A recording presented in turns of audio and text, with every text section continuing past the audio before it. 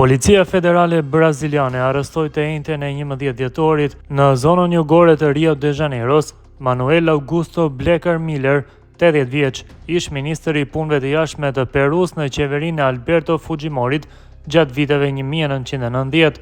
I arrestuari rezultonte në listën e njoftimit të kuq të Interpolit. Blecker Miller kishte qenë arrati për 7 vite dhe kërkoi me dyshimin për përfshirje në një mashtrim financiar në Shqipëri, por ai gjithmonë kishte mohuar krimin.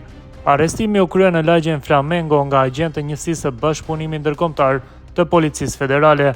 Sipas autoriteteve shqiptare, ai kreu krimin e mashtrimit për të cilin duhet të vuajë një dënim me 8 vite burg gjatë periudhës që jetoi në vend pasi la pozicionin e tij në qeverinë peruane. Ish ministri do të transferohet në sistemin e burgjeve shtetërore.